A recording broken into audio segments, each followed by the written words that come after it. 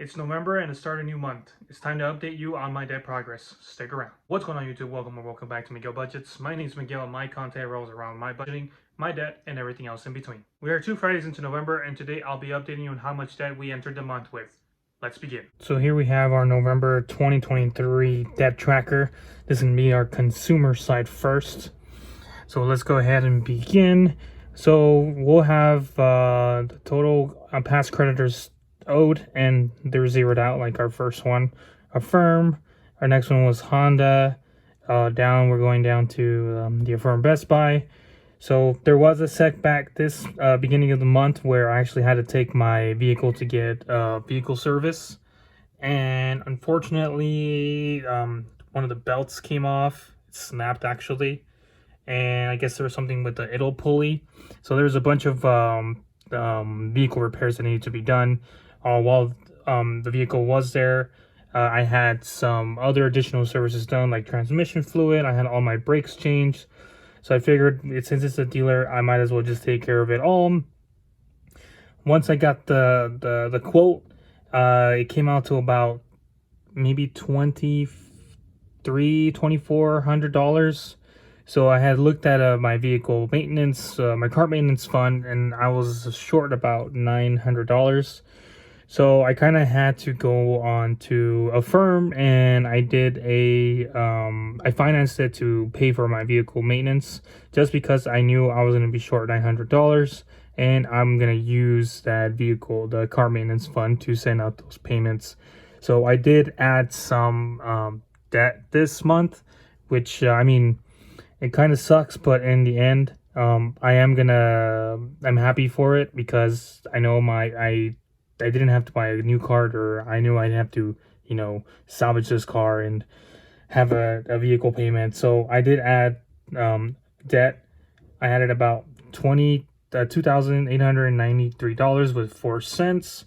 And obviously, like I said, I financed it through Affirm for 12 months at 35.98%. So it comes about $242 per month. So I am planning to obviously send more than that, just so we can get rid of this payment as well. After that, we have our pedal payment, which comes around. I did send a payment last Friday, so it brought down the balance. It was smaller than this, but this is what my current debt was, or current balance was at the time that I printed this. So that payment was, that balance is $3,286 with 32 cents. Same amount at 120, obviously at 19.24% APR. So this will actually go down. I'm gonna post a short sometime this week, so you can see that I did decrease my balance. Next is the IRS. We're still owing on that. I did get an updated balance. They are charging me a late fee and interest on it, just because we haven't paid it in full yet. So this is a little slightly off, so it's $41.68-ish. Still sending $400 a month. So once come tax time, whatever return we're getting, we're sending it straight to IRS, because I know they're going to collect. Our next balance is the past rent. We're down to $17,576. This does say $600 a month, but it's more like you can send as much as you want. So what I'm doing, I'm actually going to change this and send about $100, just because there is no interest here. And, it's a pay whatever you can sort of say. So that way I can just focus my efforts onto pedal, because right now it is the balance is smaller than the Affirm maintenance. But like I said, you'll see the updated balance once I do update you guys in December, because this was the smallest one before, and I just want to knock it out at this point.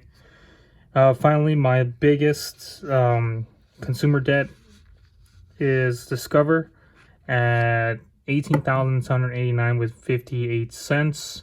I am sending $385 a month. It's still at 4.99%, and it's going to jump to 29.65% at the end of November. So I know I'm expecting a bigger increase, a bigger balance. So you'll expect that in December. But like I said, once I finish paying off pedal, I can put down my efforts to this, just because it has a higher interest rate and it's a large amount. large balance. So all in all, with our consumer debt, we are 46,712 with 94 cents deep. Like I said, it was an increase just because I added the maintenance fund, and honestly, I'm kind of happy just because I know, like I said, I don't have to get a new vehicle off the lot, and I know that the engine's gonna last me like another 100,000 miles, or even probably even longer. So moving on to my school debt, the only one with a change is my loan number 2, which decreased about 40 something dollars, well actually 100 something dollars, because it turns out I figured out that we have to send the interest payment to each loans, and then it'll take care of the interest. Because what I did was I sent the whole interest as one payment, but it literally went towards loan 1. So we're down about 150 something dollars from it. So with that being said, there's still accruing interest. So my loan 7 is still the same. My loan 8 still same amount. So the APRs they're just accruing the interest. They're not adding it to the balance. That's what I'm trying to say. So everything's being, so the interest is accruing, but it's not being put on the balance just yet, because I'm technically at a $0 per month bill because I'm on that save payment plan. So I'm gonna be sending, the interest payments to each account first, and then I'll be sending the additional to my loan 1, which is the highest APR. So loan 5, we're still at 53,599. Loan 6, 7,309. So I'm sorry, 7,311 with 98 cents. Loan 3 is 5310 with 79 cents. Loan 4, 7,411 with 78 cents. And finally, loan 1, 1,501 with 48 cents.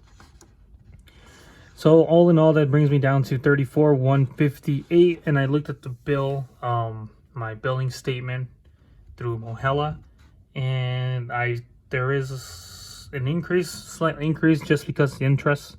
So this month, what I'm going to be doing is sending the interest towards each individualized loan, and then sending the additional payment to loan 2, just because it has the highest APR. So in that way, this maintains the same balance, but I'm paying off the interest towards it. So once we actually do the math for all this, my grand total actually comes down to 80,871 with 51 cents.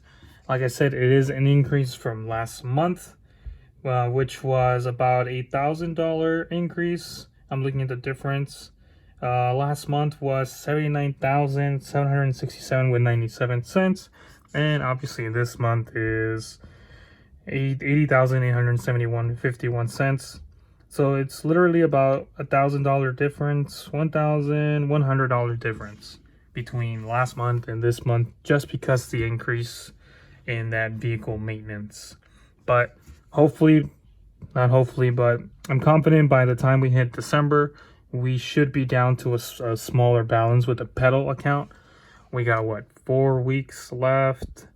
Well, 2 weeks now. I'm gonna sending a payment out today, which should be all in all 533 times 4. That should be around $2,200 or so. Hold on, I'm doing mental math. About $2,100. So it should be relatively lower. We should be around maybe 78,000 or so. So despite having this $2,893 vehicle maintenance setback, I'll be saving hundreds of dollars down the line because I didn't have to get another off the lot, and I'll be able to use this Honda HR-V till it no longer runs. This also made me realize that having a car maintenance fund of $1,500 is not enough, as this vehicle maintenance cost me over $2,300. So I'll definitely be increasing the goal on that fund. Let me know down in the comments if you guys have a car maintenance fund or a vehicle repair fund. If you guys don't, has my experience encouraged you to set up one? If you enjoyed the video, feel free to like, subscribe, hit that notification bell to get notified whenever I upload a new video, and to continue following my journey. And as always, I'll see you in the next one.